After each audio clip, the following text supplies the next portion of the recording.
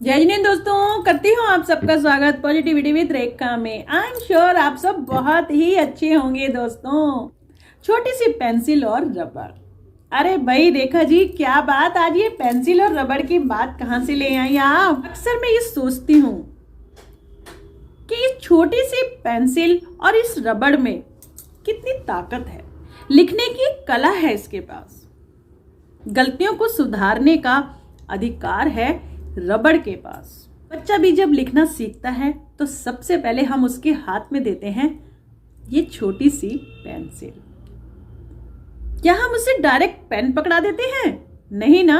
ये पेन से लिखा हुआ हम ना तो मिटा सकते हैं ना ठीक कर सकते हैं। उसके लिए तो भाई हमें उस पेज को डस्टबिन में ही डालना पड़ता है। पेंसिल देती है हमारे विचारों को शब्दों का रूप। हमारे शब्दों में हो जाए कुछ मिस्टेक तो भाई जल्दी से उठाते हैं हम रबड़ और कर लेते हैं उसे सही। तो भाई पेंसिल और रबड़ की ये दोस्ती ना जाने कब से चली आ रही है। जमाना इतना बदल चुका है, नई नई चीजें आ चुकी हैं, परंतु ये पेंसिल और रबड़ की दोस्ती आज तक टिकी हुई है दोस्तों, क्योंकि इनमें है खासियत समय के अनुसार अपने को बदलने की।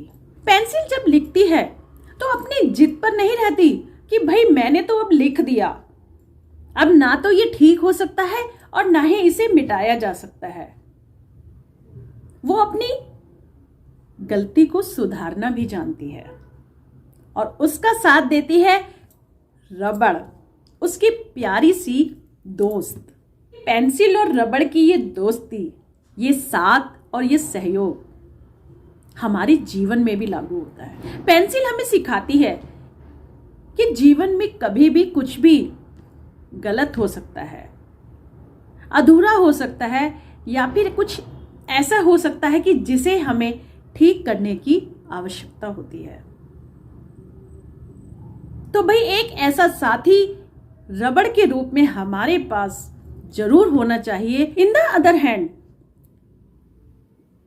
पेंसिल लिखते लिखते घिस जाती है और फिर हम क्या करते हैं, शार्पनर यूज करते हैं उस पेंसिल की धार बनाने के लिए, उसको फिर से एक नुकीला रूप देने के लिए।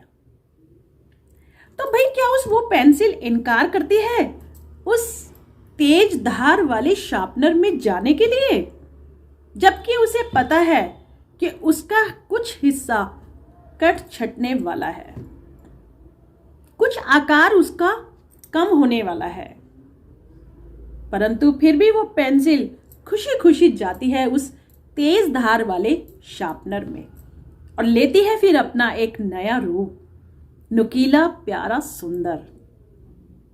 तो यही बात है हमारे जीवन में लागू। ये जो हमारे जीवन की उतार चढ़ाव होते हैं, कठिनाई भरे पल होते हैं, हमें भी करना है इनका सामना हिम्मत से और हौसले से। हमें हार नहीं मान लेनी है कि बस हो गया, हमें भी उन चुनौतियों के साथ लड़ना है। देखिएगा हम भी निखर कर आएंगे बिल्कुल सोने की तरह, उस पेंसिल की तरह कि अच्छे दिनों के लिए हमें बुरे दिनों से अवश्य लड़ना पड़ता है। देखिए अच्छाई की अहमियत भी तो तभी समझ में आती है ना जब हमने बुरे समय को देखा हो, बुरे समय को झेला हो। हमें रखना है आत्मविश्वास और हौसला, हिम्मत। मेरे हिसाब से तो पेंसिल, रबड़ और शार्पनर,